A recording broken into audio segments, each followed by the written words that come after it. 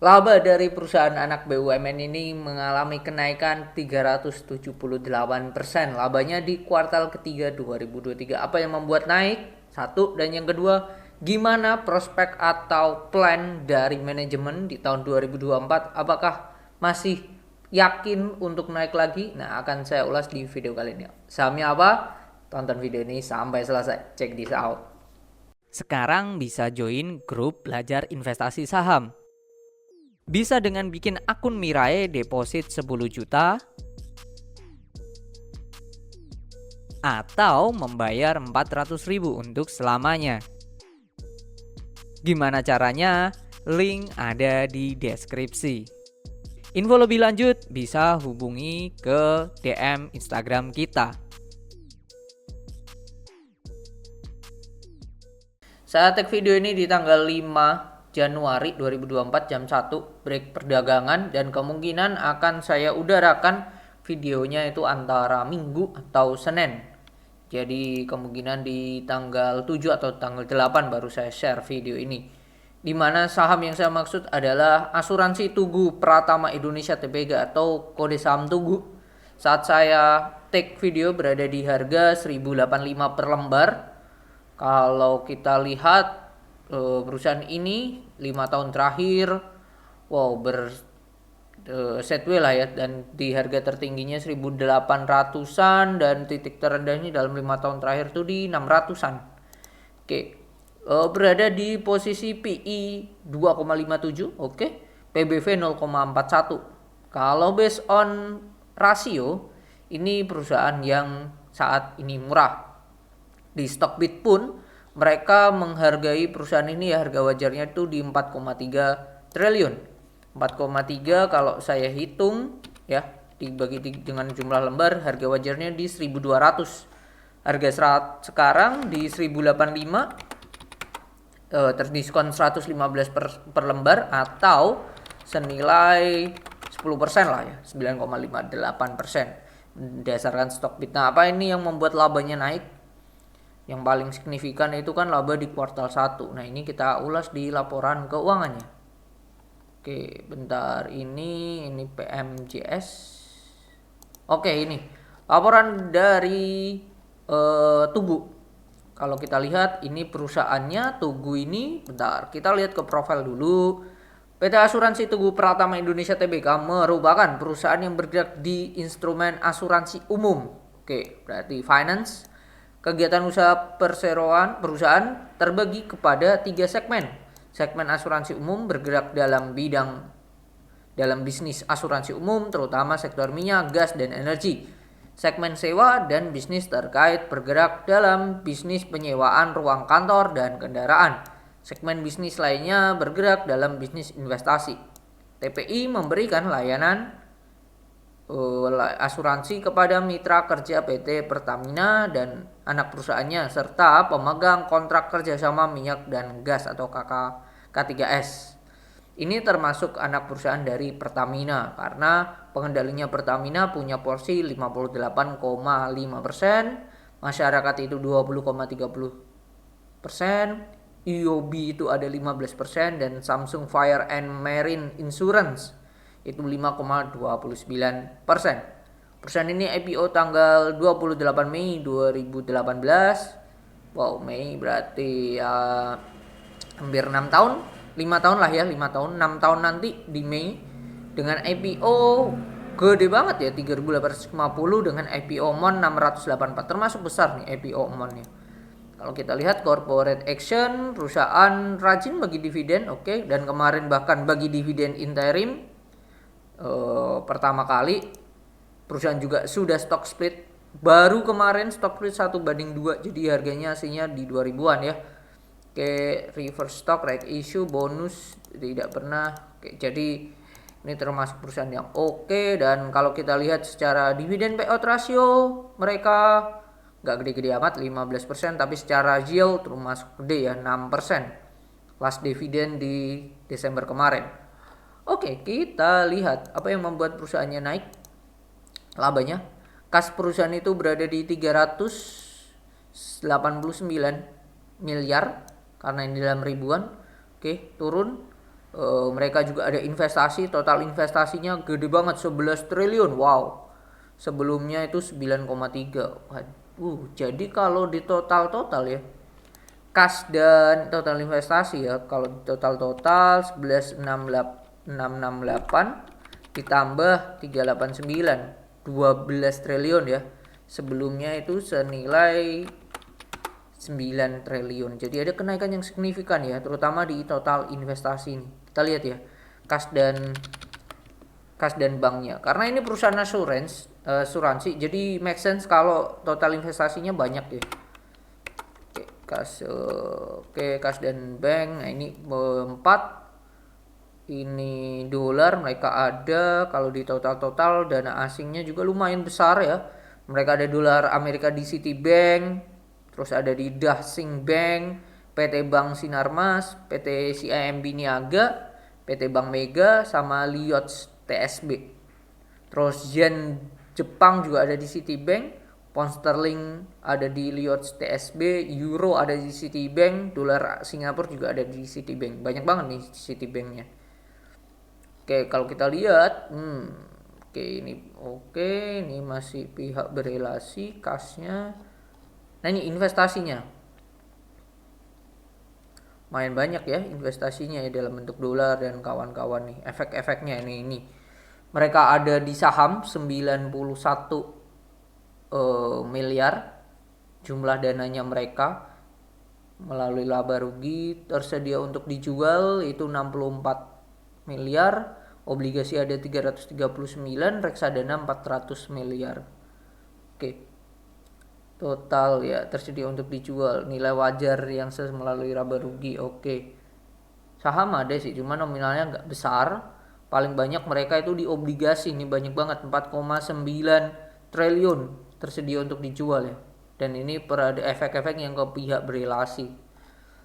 Lalu ini efek-efek sahamnya. Nah, ini ada saham-saham beberapa ya.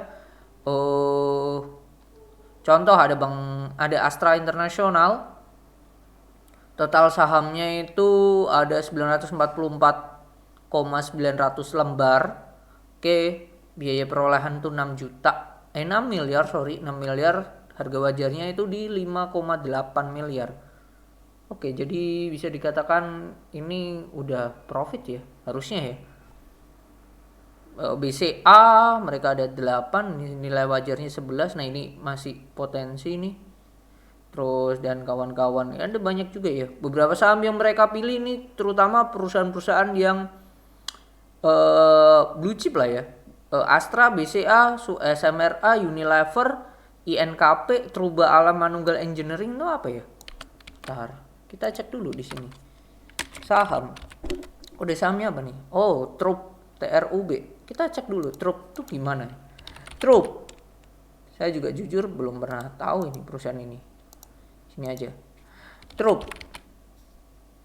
Truba Alam. Ini mau di delisting nih. Wah. Nah, jadi ini seperti ini tidak menjamin ya kalau perusahaannya oke. Mereka ada cuman tidak besar, 410. Bakery Land Development mereka juga ada. Bakri ya. Ini bentar salah. Ini kode sahamnya LT terdampar di 50. Oke, skip. LPPF, Ciputra, Total Bangun Persada, TOTL, lalu INTP, United Tractor, Bumi Serpong Damai, BSDE, International Nickel Indonesia, ini NCKL kah? Ini saya cek dulu. Inco. Oh, International Vale. Dulunya International Nickel Indonesia. Oh, ganti dulunya ini ternyata. Adaro, MPPA, Astra Agro Lestari itu AALI kalau nggak salah. Astra Agro Lestari AALI. Ya, AALI nih. Ya, ini AALI, Astra Agro Lestari. Terus kalau kita lihat salah. Kalbe, BRPT, Cepin. Nah, ini saya nggak tahu. Sitara, Propertindo, TBK. Ini kode sahamnya Tara, Tara. Bunyi-bunyian malah. Tara, kita lihat Tara. Tara. Wah, ini juga it's not good lah ya. Secara profile kita lihat ini baru IPO kah 2014, udah lama. Lumayan ngeri. Asabri. Sarana menara Nusantara itu tebik ya, tebik.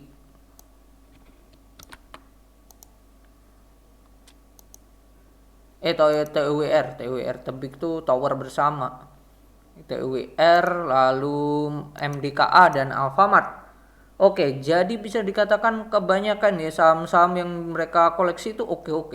Cuman ada Trup, LT, dan siapa tadi, Tara yang aneh ya, tiga aneh sih.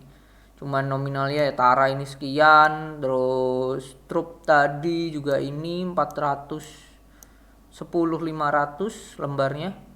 Biayanya juga kecil ya karena ya sahamnya sudah seperti itu.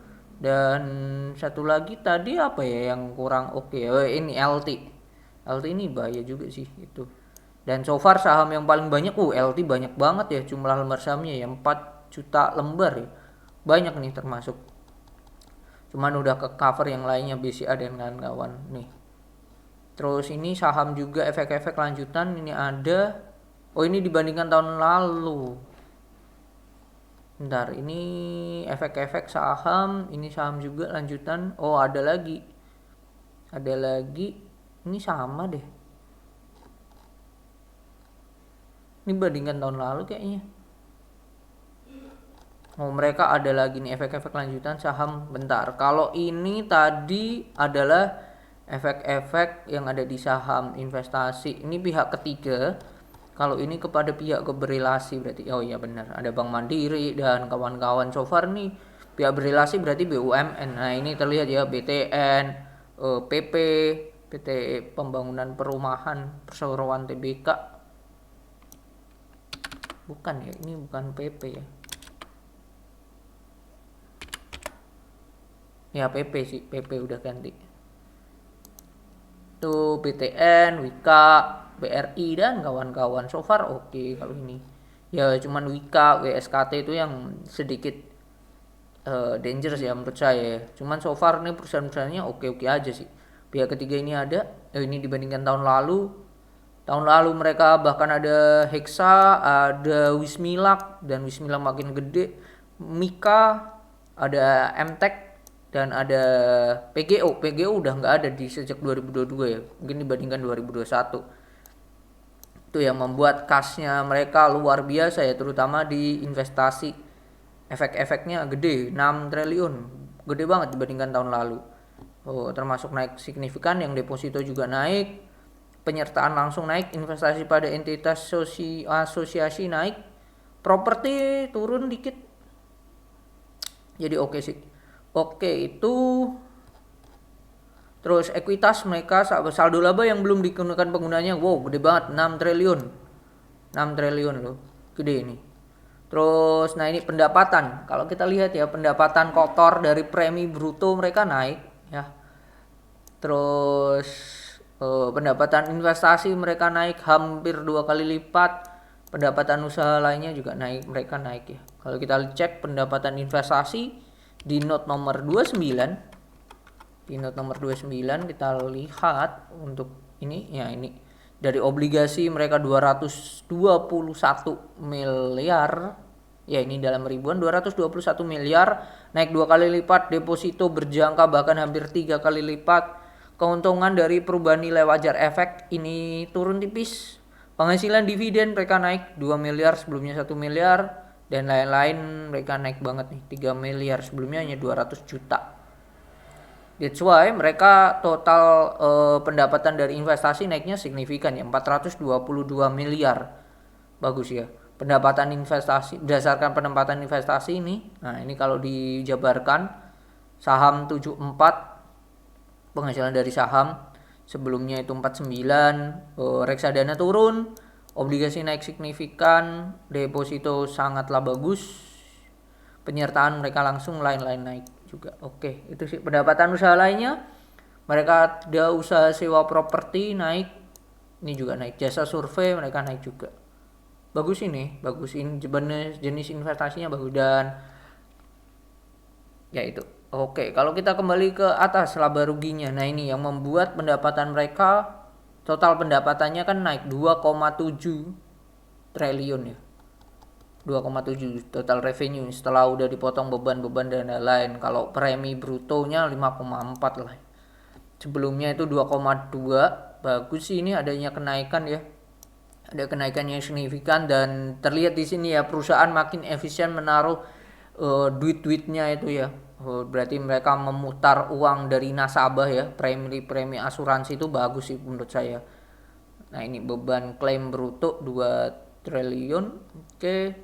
Ini kalau enggak diklaim ini juga dapat duit ya. Reassurance 1 triliun. Oke.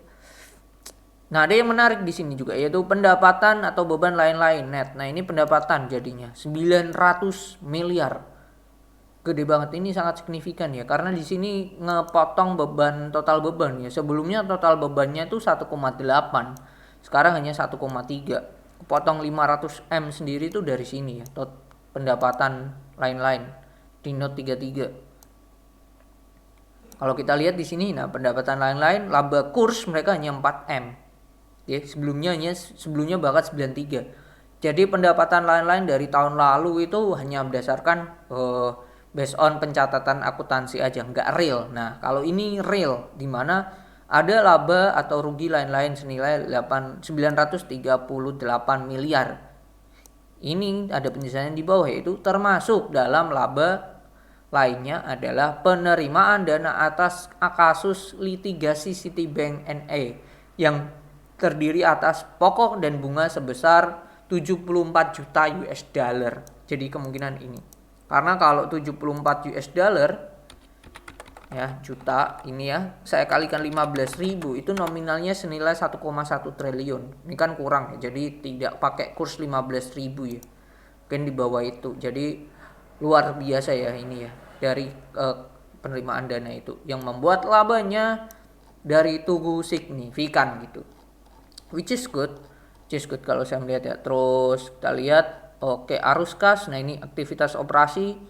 Dari aktivitas operasi mereka 2 triliun. Oke. Aktivitas investasi mereka keluar 2 triliun lagi, yaitu penempatan investasi mereka naruh lagi 2,6 triliun keluar. Mereka dari bunga aja udah dapat 600 M loh. Bagus nih. Bunga di luar dividen ya, karena ini ada dividen beda lagi. Dan mereka menaruh di investasi 2,6. Agresif lagi di September ini. Jadi melihat bahwa mereka yakin bahwa akan hal yang positif untuk si Tugunya sendiri secara nanti long. Oke, kita bahas di public expose-nya terutama beberapa hal. Karena kemarin mereka baru melakukan public expose di Desember. Oke, dia diri 48 orang online terdiri dari analis, investor, masyarakat umum dan wartawan. Jadi buat Bapak Ibu dan teman-teman, kalau nggak punya sahamnya, jikalau itu public expose itu boleh, semuanya boleh hadir. Kalau RUPS kan hanya yang punya sahamnya. Nah, kalau public expose bisa semuanya. Menurut kinerja kuartal 3, laba Tugu Insurance melesat 333,5%. Oke. Apa yang faktor pendorong? Nah, ini udah ya. Ini Bu Silvi, Pak Publik ini udah dibahas tadi ya bahwa premi brutonya aja meningkat 15% ya. Terus tadi investasi ya, bentuk investasinya meningkat ini udah. Terus ada klaim dari kasus ya yang membuat ya labanya gila ya. That's why di sini mengatakan bahwa untuk pembagian dividen tentunya Tugu Insurance sebagai perusahaan terbuka sangat memperhatikan nilai tambah bagi para pemegang saham. Karena menjadi agenda kami di tahun depan untuk tetap mengusulkan pembagian dividen. Karena di bulan Desember ini kami juga membagikan dividen interim dan sisanya akan dibagikan setelah RUPS tahunan. Dan kemungkinan juga ada spesial dividen. Nah, ini ada bocoran spesial dividen. Ini nggak tahu ya, entah itu dalam bentuk dividen bonus atau you name it gitu. Terus satunya, sejauh mana optimisme Tugu Insurance dalam mencapai target perusahaan di tahun 2023? Kalau ini sudah capai sih kalau menurut saya 2023. Nah, ini yang penting ya. Dari Fitriani, Publik prospek usaha perseroan di tahun 2024. Oke ya, manajemen menjawab, di tahun 2024 kami akan mencanangkan dan akan terus melakukan penetrasi dan membesarkan pengembangan bisnis terutama non-captive sambil tetap mempertahankan bisnis captive baik di segmen korporasi dengan melakukan optimalisasi pangsa pasar BUMN dan broker. Karena di tahun 2023 ini Tugu Insuran dengan kekuatan strong financial dan kehati-hatian dapat kapasitas yang baik sehingga dipercaya di industri. Oke, dirancangkan juga sesuai dengan program dirancang pada IPO tetap Tugu akan melakukan pengembangan di pasar retail. Di tahun 2024 Tugu berupaya memberikan inovasi produk. Enggak menjawab sih. Tidak menjawab sih ini, hanya menurut saya ini jawaban aman lah. Nah ini ya udah mulai sebut angka. Berapa target pendapatan premi dan laba pada 2024 ini dari Pernita Bisnis Indonesia Media nih. Target premi untuk tahun depan tumbuh minimal 8% dari proyeksi 31 Desember 2023. Dan laba operasi atau di luar hasil atau beban lainnya kami targetkan tumbuh di atas 5%. Oke, kita lihat ya. Laba apa tadi yang naik 5% operasi. Oke, laba operasi. Laba operasi berarti ini dikurangi beban tanpa beban ya ini total pendapatannya ini. Oke, kalau brutonya ini kemungkinan naik 8% minimal tumbuh 8% dari preminya. Bagus ini targetnya ya, menarik. Sebagaimana telah kami sampai terus nomor 2 rencana bisnis Tugu. Tadi sudah dibahas. Terus selanjutnya bagaimana kondisi asuransi kredit Tugu Insuran pada tahun ini dan proyeksi tahun depan di tengah OJK yang tengah menyusun aturan untuk pembagian risiko dengan bank sebanyak 25%. Nah, ini menarik nih. Terkait dengan rencana OJK yang akan mengatur pembagian risiko dan asuransi kredit di mana risk sharing 75 untuk asuransi 25 untuk bank. Ketentuan ini dimaksud sebagai salah satu upaya penguatan mitigasi risiko dan peningkatan tata kelola bagi perusahaan asuransi dalam penyelenggaraan asuransi kredit. Oke, jadi kemungkinan akan dibagi ya. Berdasarkan data EU, asuransi kredit tumbuh 29% dibandingkan periode yang sama tahun sebelumnya. Dengan pertumbuhan klaim yang relatif tinggi juga sekitar 21%. Di Tugu Insurance sendiri bisnis dari asuransi kredit masih sangat rendah yaitu di bawah 5%. Dari total portofolio bisnis, hal ini pun kami masih fokuskan kredit untuk industri bukan consumer. Oke, bukan ke consumer langsung ya. Jadi untuk saat ini kami masih menunggu peraturan ini. Oke, premi. Fokusnya tetap ke premi ya, salah satu penggerak pertumbuhan premi di tahun 2024. Oke, itu sih. Itu ya. Jadi kalau saya melihat di sini ya ada beberapa poin. Satu, mereka menargetkan ya preminya itu naik 8%. Terus juga mereka menargetkan nanti laba operasional tumbuh 5%. Jadi itu hal yang make sense karena melihat labanya luar biasa ya di kuartal 1 di 2023 ini. Mereka tidak menyebut net profit karena net profit ada elemen yaitu pendapatan lain-lain dari tadi kasus yang sama Citibank itu yang membuat mungkin ini ya labanya 900 M di kuartal 1 gitu. Cuma dengan ada hal lain yaitu yang menarik lagi menurut saya adalah perihal dividen. Tadi mengatakan bahwa akan tetap membagikan pada RUPS tahunan dan kemungkinan juga ada spesial dividen. Nah ini spesial dividen maksudnya apa? Kalau yang dimaksud dividen bonus, nah ini akan menarik. Kenapa? Karena akan membuat saham Tugu akan lebih makin liquid ya menurut saya. Karena kemarin udah habis stock split makin liquid dan saham yang beredar kan makin banyak ya dikali 2 dan ini nanti kalau ada saham bonus juga menarik ya. Nah ini saya menunggu juga dividen spesialnya apa. Kalau melihat harga sekarang menurut saya tetap murah sih untuk Tugu ini ya 1085 saat saya take ya minimal 1400 1500 bisa sih untuk Tugu. Menurut saya menarik dengan adanya ini dan optimis ya perusahaan tidak menurut saya target yang direncanakan di 2024 tidak muluk-muluk, menurut saya make sense dan bisa dicapai di 2024. Tinggal kita lihat nanti seperti apa, apakah terrealisasi atau tidak. Oke, mungkin itu yang bisa saya share. Ada hal yang positif dan jikalau ada perbedaan pendapat atau insight boleh tulis di kolom komentar perihal itu. Oke, semoga bermanfaat dan see you on the next video. Bye bye.